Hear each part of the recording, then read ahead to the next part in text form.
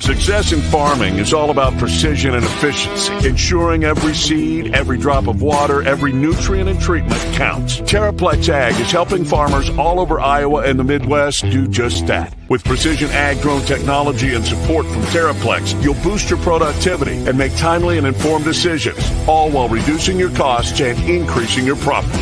It's time to revolutionize your farming. Harvest the benefits with Terraplex Ag. Visit TerraplexAg.com. My name is Joseph Hurst. I live in Ankeny, Iowa, and I'm a part of the PMBA program. I currently work as the Director of Sales at Stony Creek Hotels in Johnston, Iowa, and I chose the Iowa State MBA program because it just made perfect sense. About 2 years ago, I started this wonderful program, and I couldn't imagine not having done it. What has helped the most balance work, life, school, has been the people I'm in class with. It's great to go through questions, problems, study for tests, and it just makes the whole class so much easier. As a working professional thinking about doing an MBA program, I get night classes aren't everybody's dream.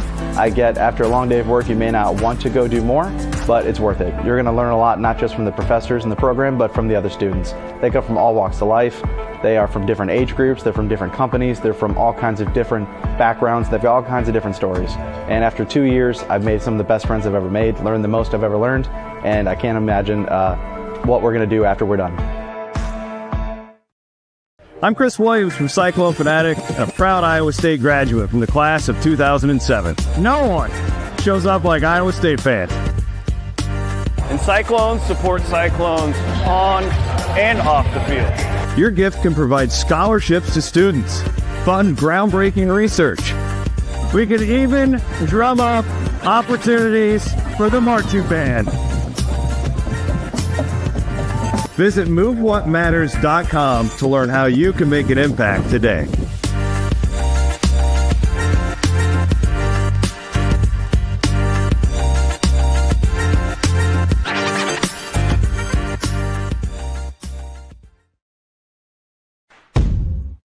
Chris Williams, Brent Blum, from the Wild Rose Casino Studio.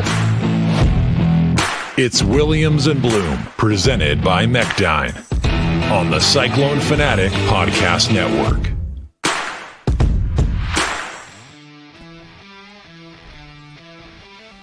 What's up? Welcome to Williams and Blum on a winning Wednesday.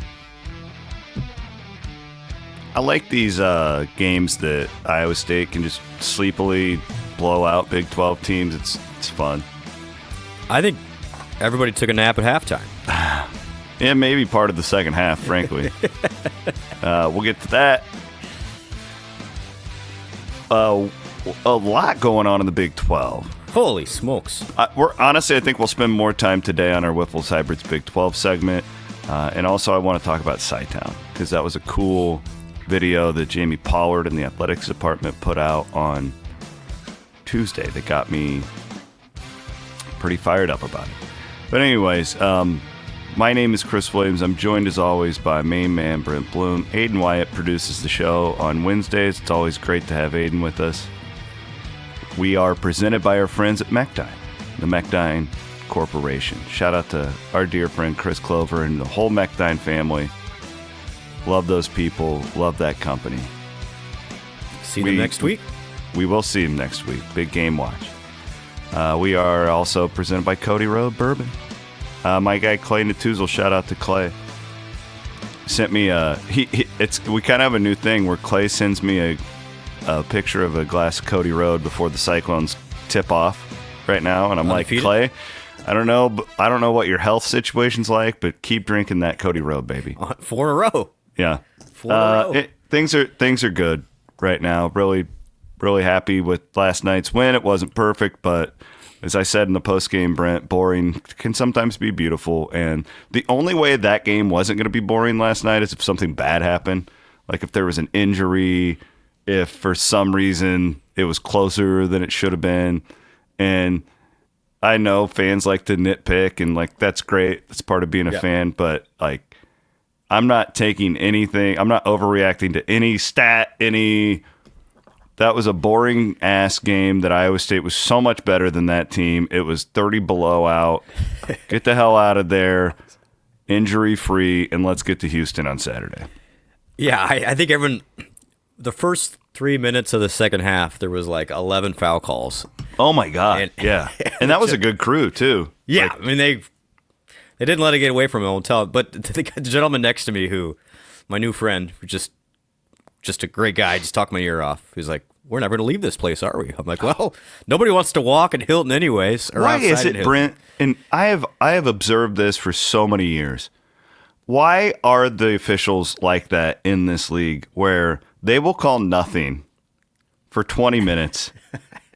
And then in the second half, I swear to God, it's like they go in at halftime and be like, we got to get this under control. I mean, we got to. Well, it wasn't those two teams. That wasn't a physical game. Colorado's not a physical team. No, that's what was so weird about it. I agree. There's just that game.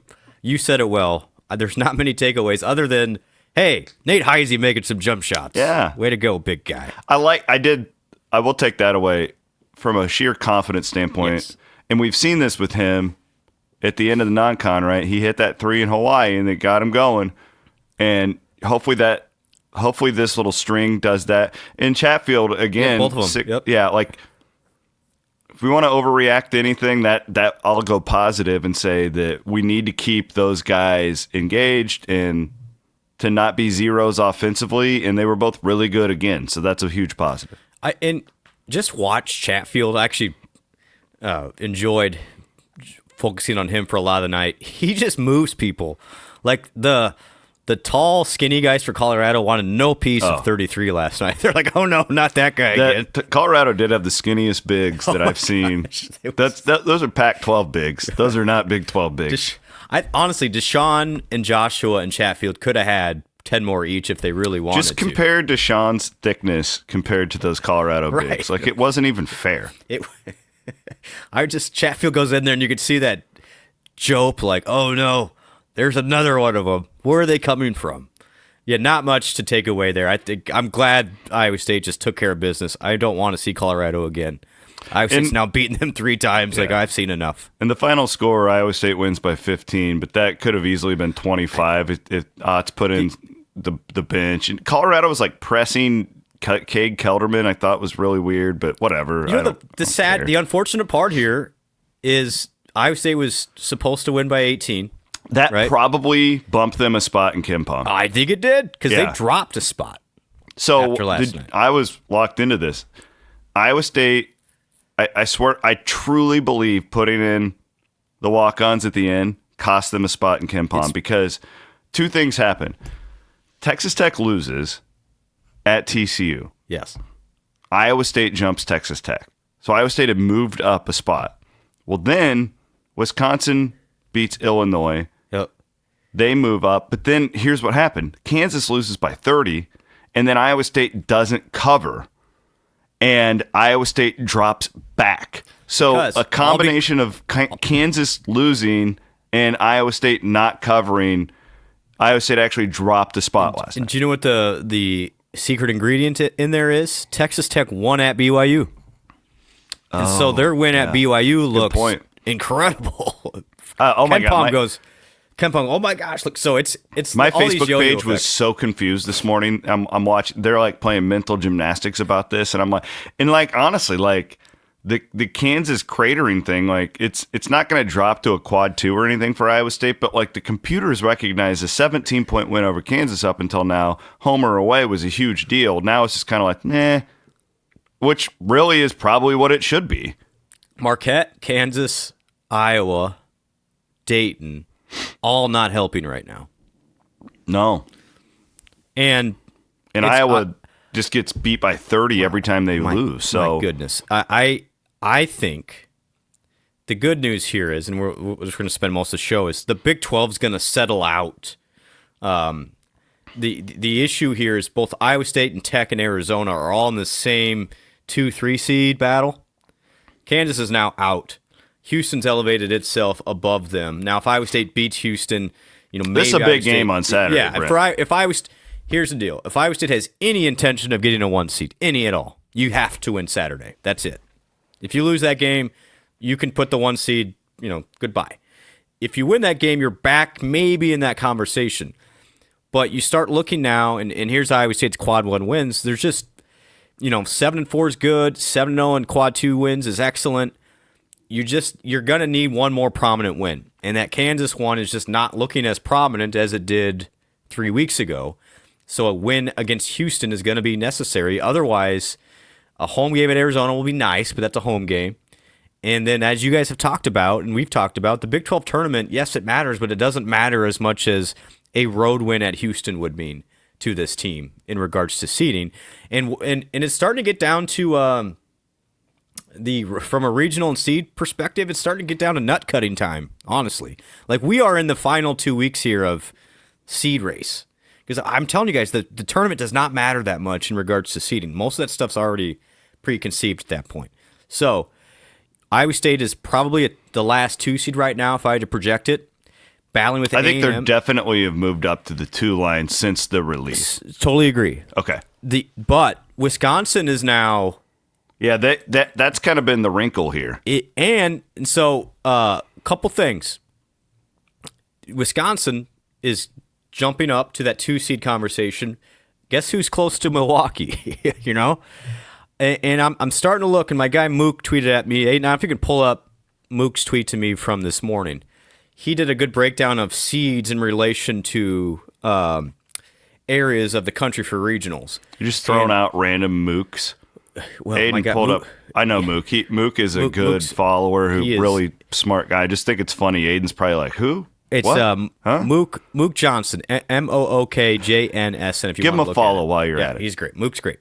So he broke down by region right now.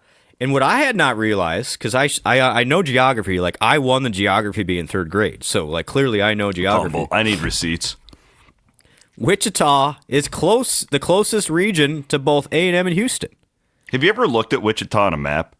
It's like it's really far south. It's down there now, like, right? I was Yeah. actually contemplating, like, God, if Iowa State goes there, will I drive that, or is it easier to drive? fly? I mean, the great thing is you get to Kansas, you can go like 95 and nobody cares. Like, how long of a drive? I'm gonna pull that up right now. 6 hours? That's a long drive. It's not. It's like going to Chicago a little bit. You're not longer. flying. You can't fly to. You fly to Wichita? You No, can't I fly wouldn't. To Wichita. I wouldn't fly You to can't Wichita. But I'm saying it's not like driving to Topeka, is what I'm saying.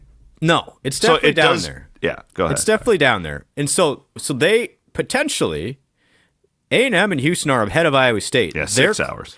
Their closest site would be Wichita, right? So they would probably go to Wichita right now. And the fact that Wisconsin's now in the conversation, Purdue is also in the conversation. The closest to Purdue and Wisconsin is Milwaukee. And so now you look at Iowa State, you're like, okay, well, where do we go here? And then the other possibility, in my opinion, would be Denver. So we could potentially be talking about Denver as the regional for Iowa State. I think that's very much in the realm right now. So, well, we have good vibes in Denver. Yeah, I mean, Denver's fine. Good experience there. It's just interesting that all of these little results around the country are magnified. Like last night's a perfect example. Like, you feel good, Iowa State won, Kansas lost, Texas Tech lost, but then because BYU won by so much, the Tech win looks better for them. Wisconsin has a big win, yada, yada. See the Wisconsin-Illinois? I thought it was interesting. Illinois has... here's my guy Mook's tweet right here. So look, I love maps. Maps are the best, everybody. So there you go. So Purdue and Wisconsin, their closest would be Milwaukee. And you see Wichita is closest to A&M and Houston. Yeah. Denver looks lonely. There's nobody out west. Denver looks lonely. Yeah. So I think Denver's a real possibility. The front runner, probably. Yeah, because honestly, Denver is 11 hours from Ames? Are we okay with Denver? We'd be okay with Denver, It's right? an easy flight. It's an easy flight. People can drive if they want to. There's a lot of Cyclones in Denver. I mean, I don't know. I don't really care. I just we'll Cyclone basketball trivia. Who was the? I know you know this, but there's younger people who will find this interesting. Iowa State beat Little Rock to advance to a Sweet 16 under Steve Prohm. Little Rock head coach was Chris Beard. Chris Beard. Who did that Iowa seems State, like an eternity ago. But who did Iowa State beat in the opening round? It wasn't NC Central because that was the Niang broken foot game. Yep. I remember I was worried about that first round opponent. Aiden? Iona. Iona. Ah, yes, Iona. The Gales. The Gales. Because they were one of those, like, scary. They were sneaky. Yeah. Like, They were one of those, like, creepy teams that everybody was worried I think about. Jamil McKay had a big day against the Iona Gales, which runs into my favorite sayings when you could say Iona College. They go, what one? Iona a college. I get it, yeah. Okay. Well, he is Brent Blum. So Iowa State, I'd say Brent Blum on Twitter. 2 seed, 3 seed. I think a 2 seed right now, but the Tech loss helps. It really does because now we start talking about the Big 12 tournament. Well, and I am gonna refrain from one thing. I'm gonna refrain from putting too much into Saturday only because of this. Okay. This upcoming Saturday. Yeah. Well, here, if you win, it's a huge deal. If you lose, it's not the end of the world because you have 4 quad one opportunities in your last 5 games. Is that real? Is that right? Yes. Okay. Assuming Kansas State on the road hangs on to be a quad one, BYU is securely a quad one game now. Arizona is securely a quad one game. Yeah. So my point is, as you have done a good job, Oklahoma State's the only one that's not. Yeah. As you've done a good job of pointing out, the rest of the country has to play games too, and weird things happen in college basketball. So with all of this firepower for your resume at the end of the year, there is movement possibility, and even if it's not moving up a seed line, it's jumping some of these teams. You have opportunities to do that, and we would need to dissect Wisconsin's schedule, Purdue's schedule, all this stuff. They could lose games, and Iowa State could win games. That, like, the BYU game is a better win now than it was 3 weeks ago. The Arizona game would be a great win. Yeah. And those games are. I'm glad those games are at home. By the way.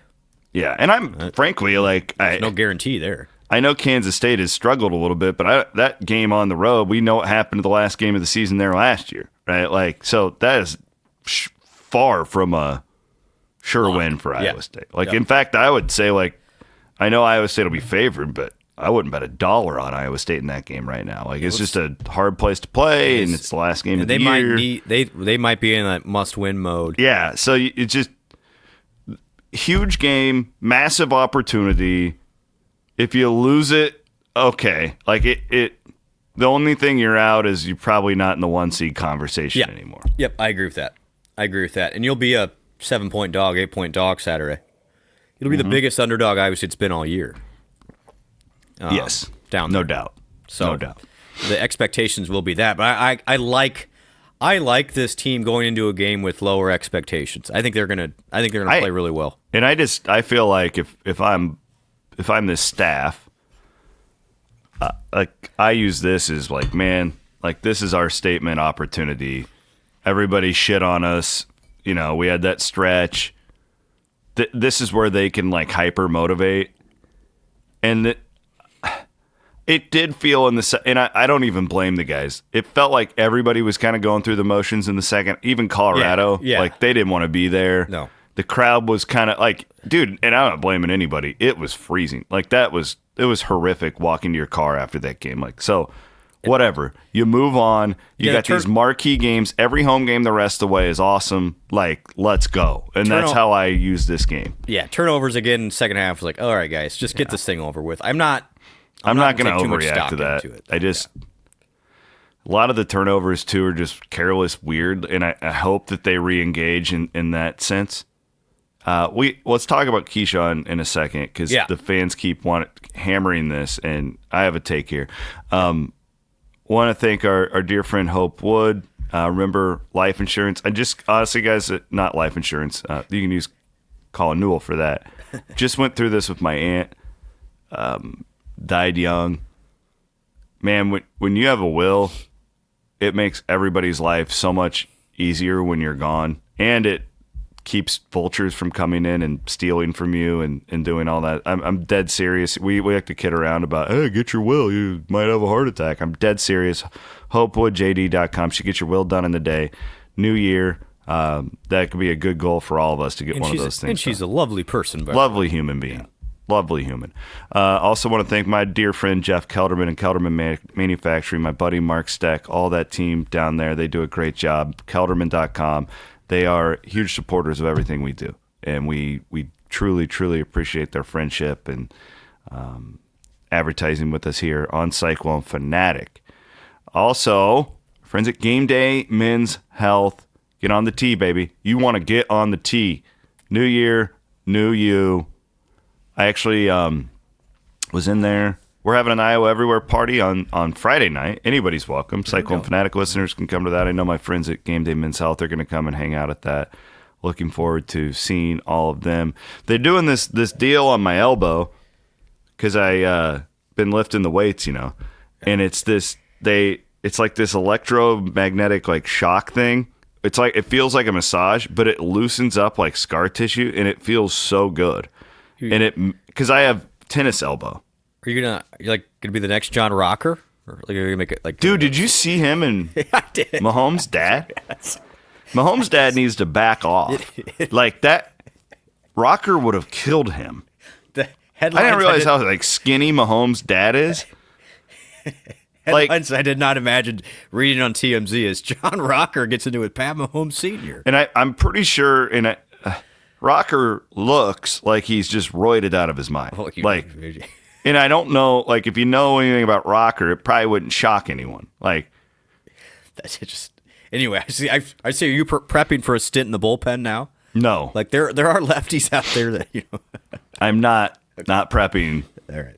But they do it. They got all sorts of good stuff that can help you live a better life at Game Day 100%. Men's Health in Ankeny, West Des Moines. I will be there tomorrow. Blum's going to go get the shot. Yeah. Go get the tee shot.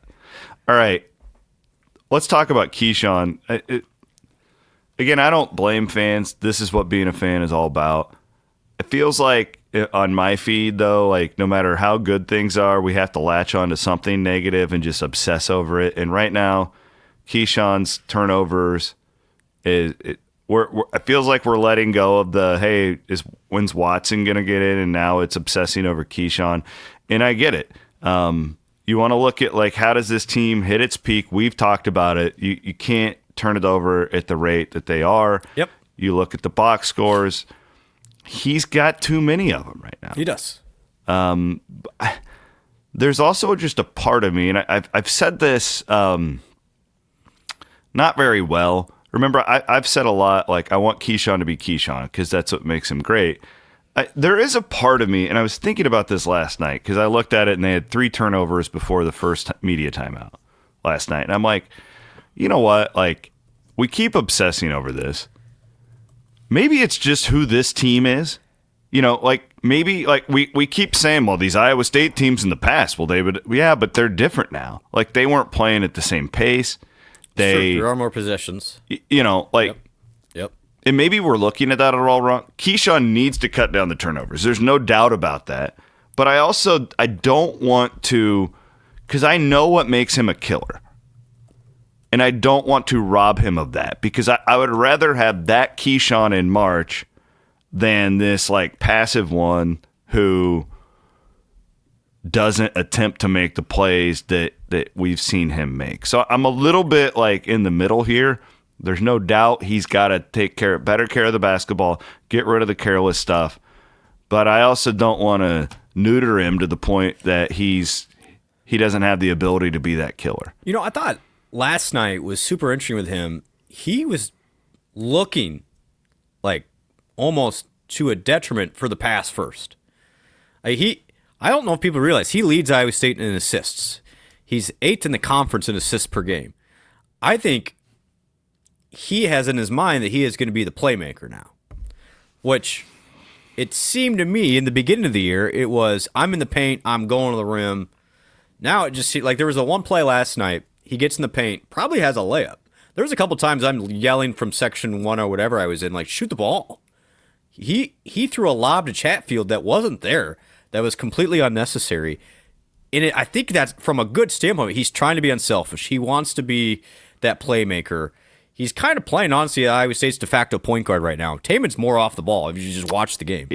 Well, it's kind of how they looked in early November. They've kind of reverted back to that. You remember that? Yes.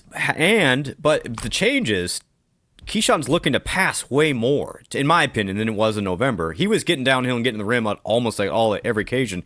I don't know if it's just like there's more size in there, so he's not quite the same.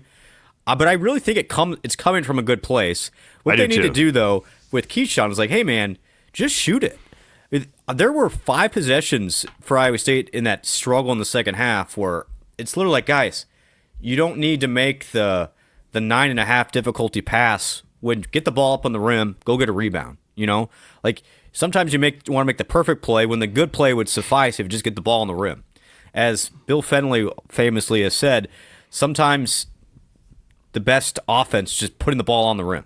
Like don't turn the ball over. Shoot before you turn it over is the simple way to put it. And I think Keyshawn could use some of that right now. It's honestly, dude, just shoot it.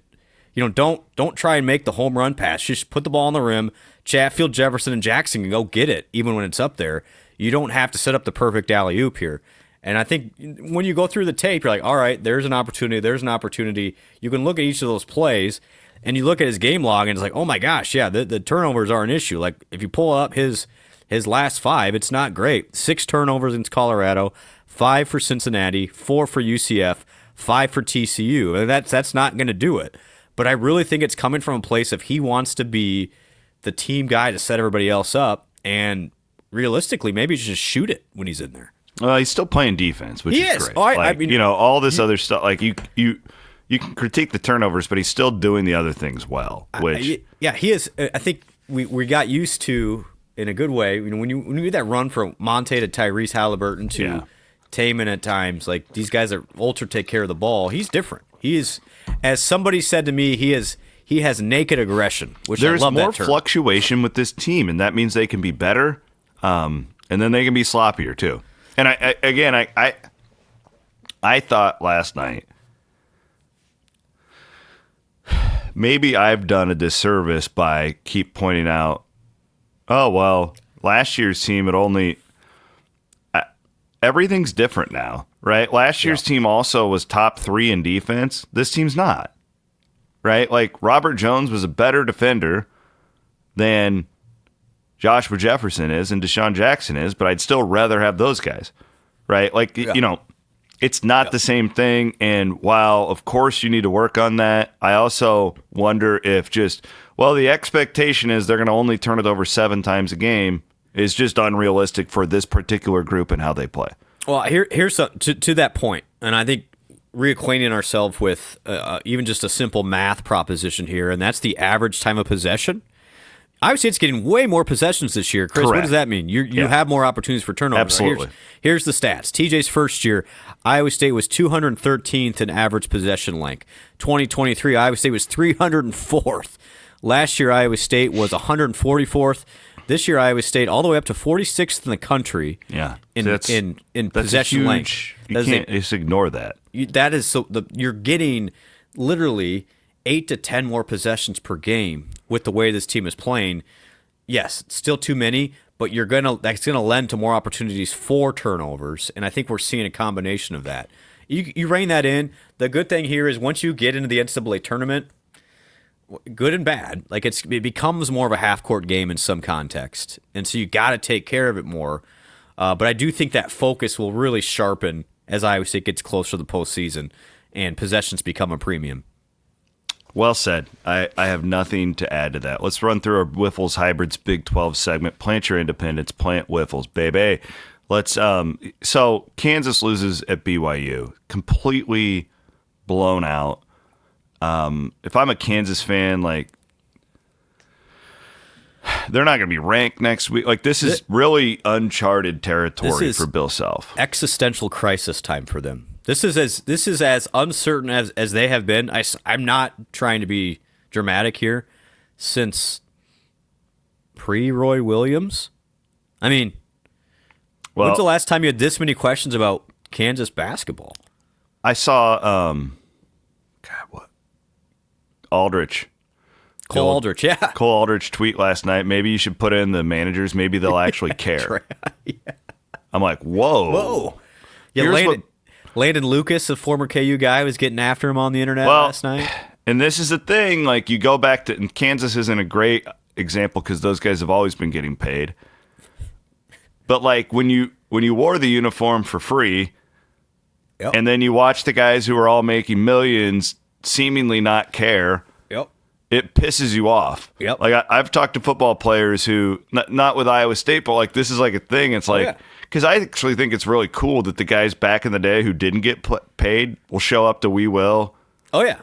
You know, and support. Like, it's a cool thing. It's no mystery. The Iowa State basketball roster would not be what it is without former players. Correct. Yeah, absolutely. Like Tyrese and George, those guys didn't. George Niang would have been the best NIL athlete in the history of Iowa State. Without question. He would have been rich his sophomore year because of his personality. Naz would have been the same way. Tyrese would have been the same way. Go through the list. Okay. Watch what Bill Self had to say after this game. They get blown out at BYU. This is staggering stuff coming from Bill Self. We need to regroup, get away from each other for a day and go home and hopefully be able to, a lot of times with teams, there needs to be something happen to pull everybody together that is us against the outside. And, we're going to have an opportunity to do that for sure. So a lot of teams go through it. We just haven't been through it much at all in a long time. But certainly we're going to go through it this time. So all we have of each other, and we're going to have to be strong for each other and be good teammates and good leaders, and understand that it's if we need to look in the mirror, all of us, and what can we do to change the momentum, and then whatever we commit to doing, then do it. And tonight we were 1 foot in, 1 foot out in how we guarded and a lot of other things right from the jump. I mean, it was crystal clear how we wanted to try to guard them, and right from the jump, we doubted it and ended up hurting ourselves right there early. Even Bill Self in that can spin it to make it not sound that bad, but the words he said were, "We need to get away from each other for a day," is not exactly what you want to hear on February the 19th. No, I mean, that's a long. So they stayed out there from Friday to Tuesday, and that's a long trip if things are not going great. Yeah, and he made a good point. They haven't dealt with this before. They really haven't. I mean, that's where I was going back. Like, when has Kansas basketball been in this much uncertainty? And it's a different era. But what I think fans, obviously, these guys are making money now. A lot of them still live together, right? Like, they're around each other all the time. You can't just escape here. You can't just go on and go see your family. Like, you are boxed in for the season, and that's where, even in this whole portal NIL era, your team better get along. I mean, that's kind of the secret sauce here. Is you got to have guys that still want to play for each other and with each other, because when it gets tough and when things go sideways, you better have each other's back, or else that's what could happen. And it's clear that Kansas is not going the right direction, and the thing can fall apart quickly. We've seen it at Iowa State, quite honestly. There's been some years where guys did not get along great, and everything went to heck in a handbasket. That is the part about college sports. You're still dealing with 18 to 22-year-olds. They have their own drama. You throw in money, outside noise, all the expectations. It can get ugly really quickly, and I think Kansas is feeling it. Well, I mean, I think this happened to that Wigginton, Shayok, Halliburton. Talent-wise, is one of the best teams we've ever seen at Iowa State. Absolutely. And I don't think that group was as whole as it could have been, knowing what I know now. And then even some of the Fred teams, like they were going the wrong direction at times, where guys all weren't on the same page. That's another reason why I love this TJ team. I thought it's pretty eloquently talked about it. Like, this is a really selfless group, and a lot of the things we're complaining about with Keyshawn, it's because he's trying to be a great teammate and do his, Well, and that's where, the 8-minute venting session he had last week, I thought was really good the way it was done. But a lot of that came from, listen, guys, we joked about it on Sunday, but they heard the noise. Again, absolutely, the Heisey Watson thing, that gets in there. Oh, yeah. Everybody hears it. They do hear it. Like, you can say, "Oh, we're just joking about the internet." No, Nate heard it. He wants to please the fans. Like, this isn't. I don't think it's helpful to be, what some people said to him. But yeah, and that's minor compared to what Kansas is going through. Mm-hmm. So you better have teammates that have your back, and I think that's where culture those comes Kansas in. fans can get nasty. Oh man, Google or tweet or search on X, whatever. I don't even know what to call it. Hunter Dickinson, AJ Storr, and some of the stuff being said about those guys. It's like, holy cow. It's brutal out there. And but then you got to be tough-minded.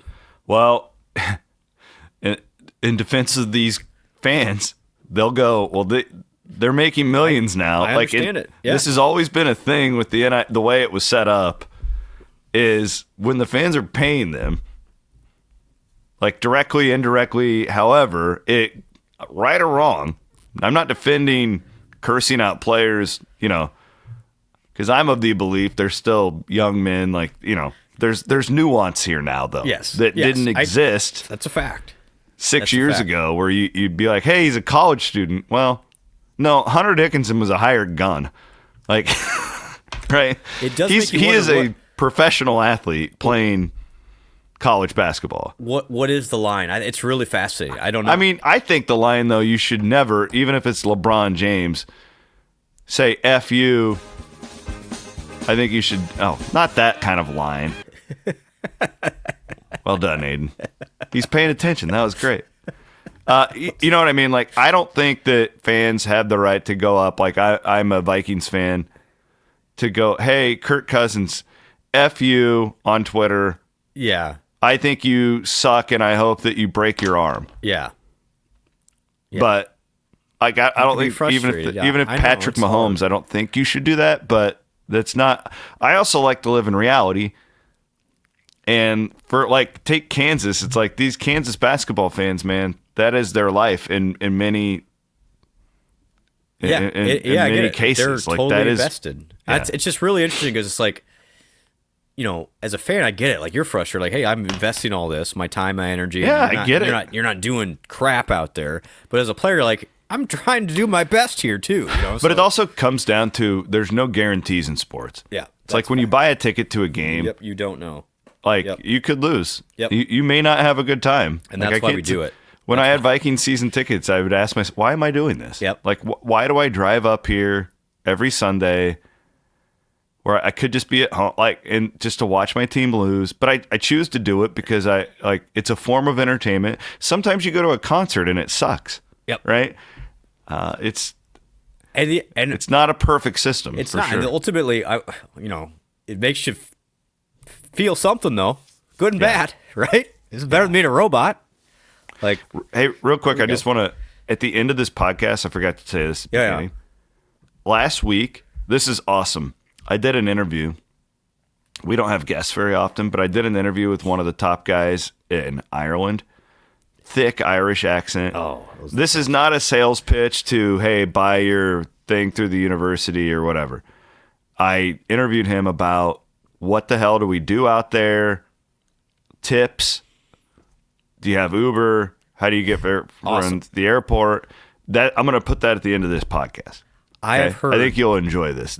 I promise this isn't a big sales pitch from this guy. This is good stuff. Quite honestly, ticket sales for Iowa State have been off the charts good. Yeah, no, he's very optimistic Yeah. that's going to be a full stadium, and I think he's really excited that it's going to be like an equal showing, pretty much, between Iowa State and Kansas State. Because usually he said, last year's so many more Florida State fans than Georgia Tech. And, this is the first time they've really had 50-50, and they're excited about that. It's going to be a monster game, by the way. Iowa State better win. I don't want to fly back across the pond. Speaking of investments, where your investment will be directly result on how that game ends on Saturday in Dublin. No shit, but you can't just be like, oh well, if Iowa State loses, the whole trip was a disaster. Thank you. They might lose. They will be the underdog, I would guess. It'd be a pick 'em. Yeah, what a game to start the year. Oh my God, I can't wait. So that's coming up. I love it. I wanted to promote that before we got too deep into the We're pod. gonna be there, right? You and me, we'll be there. Oh yeah. Yeah, giddy up. Giddy. Texas Tech loses at TCU. Didn't see that coming, Yeah, but not entirely shocking. No. It's a road game in this league. I didn't watch any of it. I was obviously at Hilton. You got any thoughts? And then Houston beat Arizona State was the other notable. Yeah, boy, here we got a Houston now. This is not Houston of last year. These guys shoot the ball like crazy. So real quick thoughts. Better versions of Houston and Iowa State, and they had a nice little 3-game series between themselves last year. Better versions of both teams. Yeah, I think, man, Houston, they're leading the Big 12 in 3-point percentage, which That's crazy. You don't think about Houston as... If you would have said that at the beginning of the year, we would have said number 1 team in the country, right?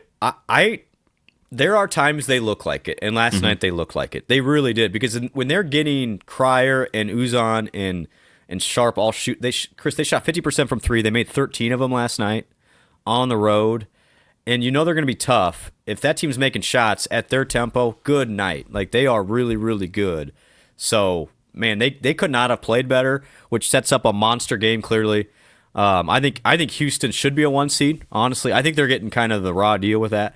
But I was super impressed with them, and they are definitely a top, in my opinion, 3 team in the country right now. I think it's them. I think it's them, Duke, and Auburn. I think those 3 are definitely on a tier. Iowa State is in that next tier down, but Houston, based on how it's been playing, the way it's shooting the ball, the way it guards, that's a juggernaut right now. Okay.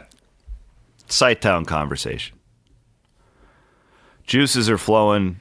Juices are flowing. I do feel like I have been probably more interested in this project than most fans have. In fact, I even told somebody at Iowa State this week, I'm like, I had no idea this was coming out. And I was like, we should do something on this, because I don't think most fans genuinely comprehend how cool this is going to be. And it's funny. And then they didn't put this out because I said that. Like, this was part of their plan to put it out. And I was kind of told, hey, stay tuned. Pollard does this video on Monday or Tuesday, whichever day it was that came out, of kind of the blueprint of it, this amphitheater, and I thought the reaction's been really positive. Yes. I will say I'm as interested in this project just from an Iowa Stater pride. Yes. I love the disruption here. I love the forward thinking. Pollard really showing off his visionary skills with this one. Just from a sheer Iowa State standpoint, not even the sports, this is a very prideful thing for me. And then it's really going to help sports too. Like this is a deal that's going to help funding in the future. And I said this when they announced it, and I feel even more strongly about this now. I think when all that Jamie's done in 20 years, I think when it's all said and done, 10 years from now, and we look back, this will be the most impactful thing he's ever done, is lead this project. And I hope I'm right, and I think it's going to change Iowa State athletics, but more importantly, I think, the city of Ames, man, this convention center, the amphitheater, you're going to get like cool concerts. It's not even about like people. The one critique I always hear is, well, who the hell's going to go there when it's not a game? Like, no, there's going to be cool stuff. And it's just like another area of town now that Iowa State athletics can profit off of and pay the players and pay the coaches and do all this. So, like, I am all in on this. Yeah. Chris, this is at a different level than anything you or I have ever tried to comprehend, but to have success, you have to take risks. This is a risk. Yeah. Like, disruption's the right word. Like, this, yes, Iowa State is clearly aware that there's no guarantee, but this is very well thought out. It's right on time. And, I think I'm glad the feedback was mostly positive, because I'll still, hear occasionally, and the first thing is, what about my parking space? It's like, guys, there's more. It's just, you got to think bigger picture here. Like think big. You cannot get to great places without great ideas and great risks. And this is where I would say we all need to rally behind this. Even I'm sorry, but your parking might be a little bit disrupted, and there could be some eyesores. And I had somebody say there's not enough food and beverage in there. We don't even know what the food and beverage situation is going to be yet. You have no clue. Like, there is so many still unknowns. I would also say that if you think there's not going to be like carts and stuff around on game day, like, you're crazy. There's probably going to be beer carts. There's going to be like, food Chris, trucks. That was, yes, from a short-term perspective, Iowa State athletics needs this to do well. Because here's what Iowa State's banking on. I know people are like, well, who's going to do those lease? Who's going to lease those condos, right? So think about it this way. The best way to make money in sports these days is with premium areas. Iowa State cannot just go build a press box right now. They don't have the funding to do that. That is not tenable. Iowa State cannot just add a bunch of suites at Hilton Coliseum. That's not going to work. They don't have the funding to do that. So what premium areas do you have that can be developed at cost with a developer? These suite areas. And so Iowa State is basically, I think it's brilliant. I really do. They are moving the premium seat areas from what is in a professional sports stadium or venue where you make the money to now they're moving it into the tailgating area, but then also using that space to their advantage with the donor class. But so everyone says, well, this is all about the donors. It's like, well, yeah, Iowa State needs the revenue to survive in this current climate. And it's on all of us, honestly, to support this. Because the donors are going to support the top end. As a fan, if you go, even on a random Wednesday night to CyTown, that helps too. Like, all of these things, this is a way to keep... buying an Abe's Lager in CyTown. Yeah, it's like, yes, I understand some of the skepticism. Like, oh my gosh, well, how is this going to work? Well, Iowa State needs to do this. We are, just giving you raw numbers, guys. Yeah, they thought that about the automobile too. Yeah. When they moved on from the horse and buggy. Well, okay. And I loved the fact that Jamie tied in James H. Hilton into this, because that's exactly when that guy came up with that project in the 50s. Everyone's probably like, "What? You're gonna move from the Armory and Clyde Williams, and you're gonna put a stadium in this? Like, what are you?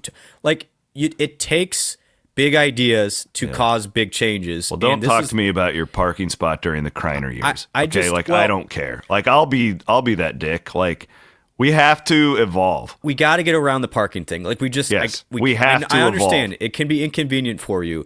I was thinking about They'll this last figure night. it out. They'll make it work for you. Just chill and see how this plays out. I parked in the public lots yesterday. I know, woe was me. But I was like, you know what? Brent. You know what? You know when I had good parking, C-Dub? My dad had great parking in the Walden era. Like, we would roll up to D4 half hour before the game, and I played 11-on-11 football. It was awesome. The parking was so cool. Lost I loved by 40 the parking. that game, didn't we? And then the game started, right? Like, we just gotta. I understand it's about the fans, and the everyday fan probably feels shortchanged a little bit that you're taking away my parking and you're asking me to do more, and you're asking me to do more, and it's like, yes, it's not Iowa State's doing that we're in this current climate. You look across the country, and the Big Ten, the SEC right now are literally trying to box out the Big 12 and the ACC. Or you could keep it the same way and just go and play in the Missouri Valley and drop down to FCS. And you want to do that? That's okay. That would be an option. That would be an option. You can go do that. You can go be Bradley, right? Like, that is an option. But if you want to compete at the highest level, you can't just be status quo. And somebody sent me a message today. Is like, well, I don't know how this is going to work. The tent sales are down 50% from what they used to be. I'm sorry, I don't care about the tent sales. This is like beyond that. And as an Iowa State person, quit playing checkers. You have to do things like this. Honestly, the education environment is changing rapidly. You need attractions. And Iowa State just hasn't had an attraction like this in maybe forever. And there will be copycats. Oh yeah, there already is. Tennessee's doing it. Like that. Kansas is doing it. This will be the next wave. So I understand that it's good to be skeptical. This is not the leadership is always right type situation. But I think it's on all of us to try and embrace this. And Ames needs this. Ames needs this. It's how Iowa State can remain competitive athletically and as a university. Campus town is not for everyone, right? Clearly. I'm just thinking of my friend Steve Kemp. He's going to hate this take. But downtown Ames is lovely. I actually really enjoy it. I go to the dog treat store, the Cafe DM. There's a lot of spots down there I really, really like. Yep. Whiskey River. Yep. Right? It's lovely. It ain't that great for like your family on a Friday night. Yep. Like hey, let's get the kids. It's been a long week. Let's go out. We're in Ames with the in-laws. Okay, there's like 3 restaurants I would like to go to, right? Like it most of the time for me and my family, we go places because of the atmosphere, not because of the actual food. Yep. You're like that too, like with little kids. Like It's like they're just getting chicken nuggets anyways, right? I had a great meal last night at the cafe. It was wonderful. Oh, I love the cafe. I'm not taking my kids. Provisions is my favorite restaurant, I think, in the world. Yeah, to be honest, either of those places. You get what I'm saying. Ames needs more opportunities to go out that aren't chains, and I have no idea. Maybe they're going to put an Applebee's in there. I doubt it. But like this just gives the whole city another option. And I've Dr. Wormy and Dr. Greenwald. They've helped me with my shoulder and stuff. It's like you go into the McFarland Clinic. It's old, right? Like they need new. Like this is going to be great to have them right there, and like to have a brand new building for all the healthcare needs of Central Iowans. Like I love this. I'm so jacked up about this. And I agree. This is risky. Even if it doesn't work, not great. But staying status quo won't work either. Yeah, I remember when the internet, when the newspaper told me. Oh, we lost you. The C-Dub always messing with his microphone again. There you go. Yeah, see my internet. As I was saying that, my internet shit. For real though. Like I remember, like, oh, you can't be a real journalist unless you write for a newspaper. Remember when we were told that forever? Up until about 5 years ago, and then they're all like, oh, wait, do you have any jobs available? And not that, again, like, I only point that out that most times in life, when you do something bold, like Jamie Pollard and Iowa State is doing here, you're met with a lot of resistance. Yep. But you can't win big unless you play the game. There you go. Right? And I also, this is how I'm going to end it. You would know this better than me. And then we'll get to my friend from Ireland. But these $1 million donors don't grow on trees. And I'm pretty confident that in the next 5 years, there's not going to be like 10 of these guys that are going to pop up. I was reading about the guy at Texas Tech last night. Sold some company for $4 billion, and then they had the highest rated recruiting class in the country. I don't know how that worked, right? That ain't happening here, okay? So you got to do bold things to be able to compete, and this is bold. I hope it works out, and I'm 100% behind this thing. Yep. Whatever I can do to help promote it, I'm going to, because I think it what they're doing speaks my language, and I think it's really awesome. Yep. And I just, again, there could be some inconvenience for people, and criticism is good, feedback is good, but I just think. Is it just the parking? Because I feel like you are hearing something that I'm not. Like, because you keep going back. No, this is a good conversation. Am I missing something? Because I've just heard about, my parking spot. That's the only thing I've heard. Yeah, I mean, I've just heard some people just saying, hey, Jamie promised the Power and Light District, and that's not the Power and Light District. It was shown. Like, I don't think he ever promised the Power and Light. There'd be entertainment like the Power and Light District. Like I don't think you want the Power and Light District. I don't think there's not enough population. Well, that's it. Like, I think there are tenants here, and then there was some pushback of like, oh my gosh, that, does everything with Sukup have to be a grain bin? And it's like, well, they're paying for it. Like, this is marketing here. Like, we got to embrace who we are a little bit. And, these companies, the Farland Clinic, Sukup, they're making a major investment here in Iowa State. They're taking a risk too to do this, but they're thinking big. And those companies both didn't get big by just being, okay, the Sukup business didn't grow to be a monster just by like, oh, well, let's just hang out in Sheffield, Iowa. Yeah, it's best not to shit on one of your top donors too. Well, I mean, that's where if he wants a grain bin, give him a grain bin. Get the guy a grain bin, and that's cool. Like, it's very Iowa State. I just think you said it best. You cannot get to big places without big ideas. And if Iowa State wanted to stay on its current trajectory of just letting doing what has been done for the last 40 years, you're going to get passed. This reminds me of the hillside seating. Oh, you're going to bowl in that end zone? Where are my kids going to roll around during the game? Yeah, Sit their asses next to you and watch a game. I just This isn't 1990. I know. Yeah. I'm sorry. Yeah. Now you're going to blow up. I just pissed all these people off. No, Right?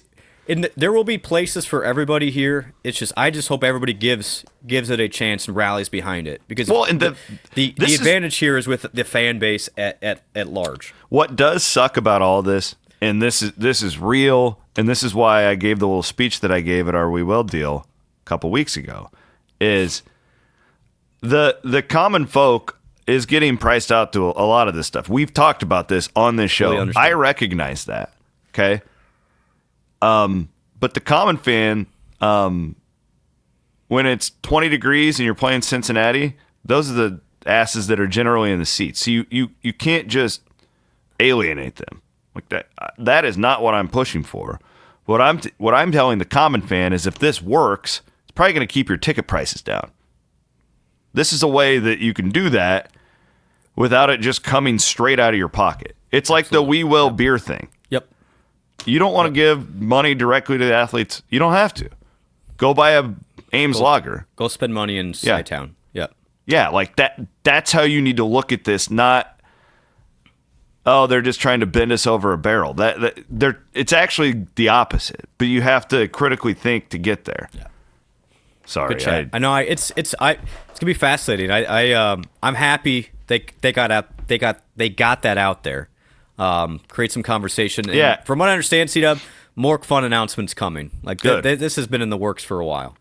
Well, I'm glad they got it out there too. It's just so funny that I literally texted somebody in the athletic department. I was like, I don't think fans can we do a pod on this or something, because like all I ever hear are people complaining about it. Well, and now I've seen a tide turn in 24 hours. Well, and they're at the mercy of the regions here too. Like, exactly. It's just the Iowa State can't. They couldn't just throw it out there. Yeah, and Jamie more or less said that in the video too. Aiden, what do you got for us, dude?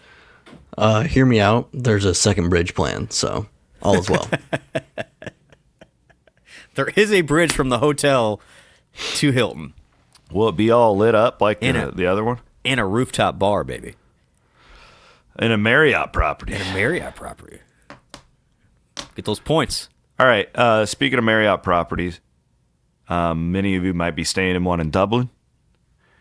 You guys are going to love this interview. Again, we're not trying to sell trips, nothing like that. I got my boy from Dublin on with me last week, where we kind of went through some cool things to do. He is with the Aer Lingus College Football Classic out there.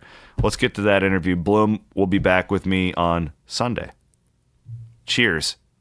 All right, well, I was just telling my guy Brendan here that Iowa is in the depths of a brutal snowstorm right now, and he is in. Are you in Dublin?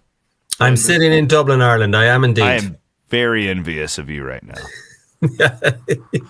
Well, we can't wait to have you over in August and all your fans. Very envious of you at this point. This might be a stupid question, okay? But I'm trying to learn about your culture and all that. Do you ever get snow?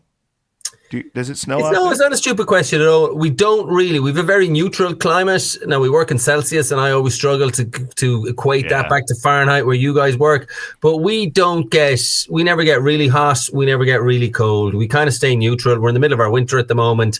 You're looking at potentially getting maybe 4 degrees Celsius, which is, I don't know, whatever it is in the 20s Fahrenheit. And but we'd never get what we see you guys with snowstorms, very, very seldom. And then we don't get really, really high summer temperatures either. Okay. Well, that makes me feel better that it's not a stupid question. I'm glad I asked it. Looking forward to getting out there, obviously, in August. And we wanted to bring you on to talk about, because the ticket thing is a little bit confusing to some people because it's like the universities have it, but it's on sale to the public now, right? Like this is when people can go on and buy their tickets independently. Where are we at on the tickets and all that stuff? Yeah, so originally we had tickets, travel, airfare, hospitality. Tickets were available through Cyclones2Ireland.com, the number 2, Cyclones2Ireland.com. But now we have single game tickets on sale. So they're available through the Iowa State Athletics ticket office at cyclones.com/buy tickets. So they are available right now. Go on to that website, get your single game tickets, and find your own way over here, and you will not regret it. Yeah, and I think there are a lot of people doing that too. Clearly, a lot of people bought the hospitality packages and all that stuff. But I would guess, Brendan, and you've done this, a lot of people who might be on the fence right now are probably the people who just want to see Dublin. They just want to go and experience Ireland, and they might be doing it on their own. I know some friends of mine that they're making like a 3-week trip out of this. They're flying to London and taking like a boat or something. I don't know. I'm not a very well-traveled human, but give me the pitch, man. Like if I'm on the fence and this is literally a once in a lifetime opportunity for Iowa State fans. And there's a couple of things. First of all, as we were discussing just off air before we came on, this is a huge game. It's the first massive. It's the first Big 12 conference game in Ireland, but it's, you have two teams who are coming off the back of really good seasons. So you guys, your fan base will know better than I will how big this game is. But from an Irish perspective, August is a beautiful time in Ireland. It is the end of the summer. Definitely won't be cold. It will not be too hot. And we are a small country. I'm in Dublin, which is the capital, which sits on the east coast. And everything on the island of Ireland is within 4 hours drive of Dublin. So if you want to go down to the beautiful southeast or up to the northwest or anywhere like that, it's all so accessible. Dublin itself is a magical place. The stadium is a tremendous stadium. We've had coaching, we've had Jamie in and their spouses, and we have the advanced operational team coming in at the end of March, and everything they've seen, they've been really happy with. And this is now we've been doing this for a number of years, but in the modern guise, this is our 4th game. So we really do know at this stage what we're doing, or we're supposed to know what we're doing, but I think we do know what we're doing. And it's just going to be a wonder. It's going to be a brilliant opportunity. The other question I've heard fans have asked me, and I don't particularly know, if you fly in, let's say you fly into Dublin, and you want to go and check everything out, right? You want to see the country. You're going to do this for 10 days to 2 weeks and build it around the game. How easy is it to rent a car?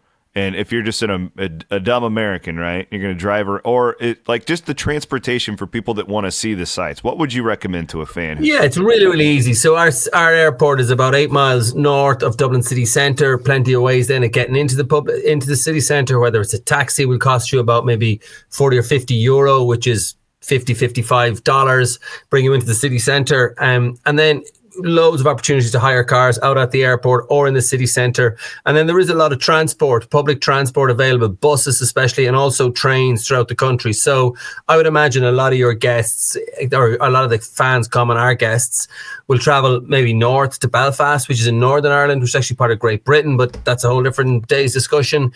Or else they'll travel out west, Galway, Westport, down into County Clare, Killarney, the most beautiful, majestic links golf courses you'll ever play anywhere in your life. All really accessible with public transport through trains. And all our data will show that on average, the Americans who travel stay for at least 7 nights. They travel to 3 destinations throughout the country. One of those destinations is obviously going to be Dublin because the game is played in Dublin, but they always take in then your as I said, Sligo's, Westport's, Killarney's, Galway's, Belfast's, and all really accessible, whether it's through private car hire or public transport through buses and trains. Yeah, it seems like it's just a no-brainer. The more I've heard you talk to Jeff and Grant the last time, and my guess though, Brendan, what is your experience when it comes to this? Because you've done, how long have you been promoting? I've been here for 5 years, so okay. We've been, our experience is overwhelmingly positive from everyone. You go back to Northwestern Nebraska, right through Notre Dame, Navy, Georgia Tech, Florida State fans. They have the most incredible time. Ireland is a beautiful place to visit. It's very friendly. It's very laid back. The countryside is beautiful. We are an island, so we are completely different than the state of Iowa or the state of Kansas. There's ocean. We need culture, man. We need. Yeah. You're surrounded by oceans, great history, great attractions, tremendous food, obviously pints of Guinness. Yeah, I was just going to ask, can we talk about the beer situation? Yeah, no, the beer situation. We're good at beer. I'm not sure if I'm allowed to say that, or if our tourist boards will appreciate that. But we do go. Obviously, Guinness is our. It's got to be a great tourism sell, I would think. Yeah, it's not a bad tourism sell, but we have plenty more to offer as well. But certainly the food. Understood. Like if your guys coming over, they got to try the seafood, scallops, prawns, crab claws, the fish. That we're an island. I said we're an island nation. We're surrounded by water, beautiful meat as well. Really, really proud of our food produce in Ireland and our booze and certainly our tourist attractions. And I can get into a bit of detail about some things to visit, but certainly whiskey is another big one as well. The Teeling Whiskey Distillery is in the heart of Dublin city centre. It's a go-to for any Americans coming in. So much to do. And then I would encourage your fans that are coming, if they have time, just to get outside of Dublin for a couple of days and see the countryside. Yeah, and so that was kind of where I was going with that. Was I would guess if somebody hasn't booked it yet through cyclones.ireland.com or anything like that, they're just more of it. It's not that they don't want to go. It's just they're more like me, and they're just late people. It takes them a while. Is that generally more the people who are going to do this on their own, who will buy their own ticket to the game, who want to set it up? Do you have an experience with that? Like most people who are buying packages, I guess, have they done it by now? Yeah, so I think you're right in what you're saying. Obviously, packages, air travel and hospitality is still on sale. But at this stage now, one single game tickets go on sale.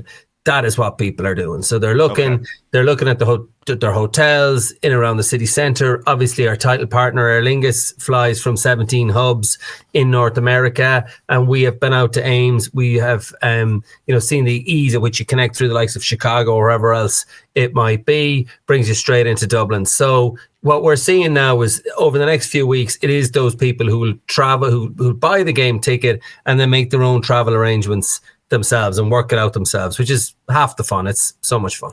Yeah. Well, I think that Iowa State's going to represent very, very well out there, and you guys will not be disappointed. I promise you that. If you are speaking to an Iowa State fan, and you'll have tens of thousands who will watch and listen to this interview.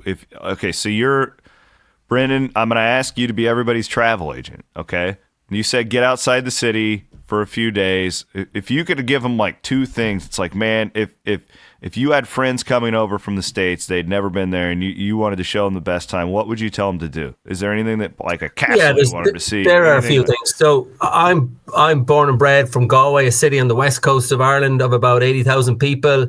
It's about 150 miles from Dublin. Again, really accessible from Dublin. But people say it's the cultural heart of Europe. It's a really, really beautiful city, laid back, and just a beautiful place to kind of meander through, learn a bit about the history. It's on the water, walk out the prom to Salthill. It's a stunning place.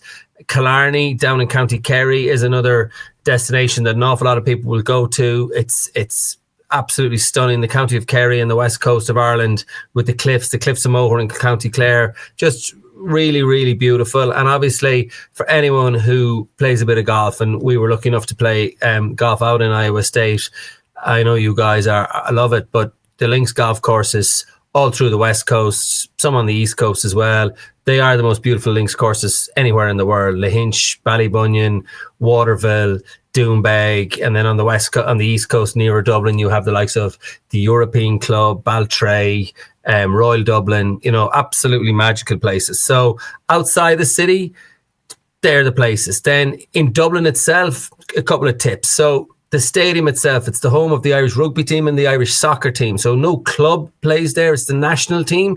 It's about a mile from the city centre. So it's we call it a walking stadium. So we would encourage your fans on game day to walk out, sample the atmosphere, stop for a beer, stop for some food on the way out. It's not a driving stadium. There isn't anywhere to park. So the tailgating will be Irish style. It'll be in the bars, in around Dublin city centre, in around Temple Bar. We will allocate specific Iowa State bars. We'll allocate specific Kansas State bars. Yeah, we don't want to be with those people wearing purple. Man. Yeah, no, we'll separate it. Separate it. Let's just separated out. Yeah, right. yeah. But right. Again, beautiful stadium to walk out to, sample the atmosphere, and then some things. Just to mention, as I said, I think earlier, Leopardstown Racecourse, it's about 8 kilometres from Dublin city centre. They will have a specific horse race meeting on the Thursday evening.